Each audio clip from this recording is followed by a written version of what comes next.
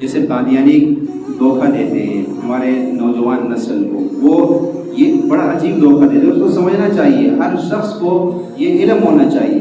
قادیانی پتہ کیا دھوکہ دیتے ہیں ہمارے نسل کو؟ وہ کہتے ہیں چلو آپ قادیانت کو قبول نہیں کرتے ہو، ہم آپ کو ایک طریقہ بتاتے ہیں، استخارے کو تو آپ مانتے ہو جی بالکل، استخارہ تو مسنون عمل ہے، پھر آپ ایسے کریں، آپ استخارہ کر لیں مرزا غلام قادیانی کے بارے میں کہ وہ اللہ کے نبی ہے یا نہیں ہے، وہ سچے ہے یا نہیں ہے، آپ اس حوالے سے کیا کریں، استخارہ کریں، آپ کو پتہ چل جائے گا۔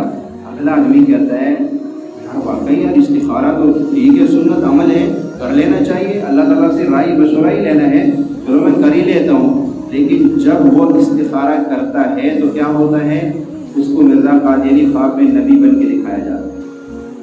اب اس کی وجہ کیا ہے؟ اس کی وجہ یہ ہے کہ اس نے استخارے کی طرف قدم کیوں اٹھایا؟ اس لیے اٹھایا کہ اس کو نبی آخر الزمان کی ختم نبوت میں شک آ گیا تھا، اور اس شک کی وجہ سے اللہ تعالیٰ نے اس کو خارج کر دیا۔ میرے نبی کے جو ہے وہ آخری نبی ہونے میں تم شک کر رہے، اس لیے تم استخارہ کر رہے، کیا تیرے دل دماغ میں ابھی بھی یہ چیز موجود ہے کہ اس ہستی سے بھی کوئی بہتر ہستی آ سکتی ہے جس کو اللہ نبی بنائے گا؟ اگر تیرے دل میں یہ بات آئی، اس لیے اللہ تعالیٰ نے تجھے جو ہے وہ، اس لیے امام ابو حنیفہ رحمہ اللہ نے لکھا جو آدمی یہ کہے کہ میں نبی ہوں اور دوسرا آدمی اس سے یہ آگے یہ پوچھے کہ کوئی دلیل دے، کوئی دلیل پیش کر کہ تو اللہ کا نبی ہے، تو وہ بھی کافر ہو جاتا ہے، دائرہ اسلام سے خارج۔ کیوں؟ دلیل کیوں مانگی تھی تم نے؟ تجھے نبی کی ختم نبوت میں شک تھا، تم اس لیے دلیل مانگی۔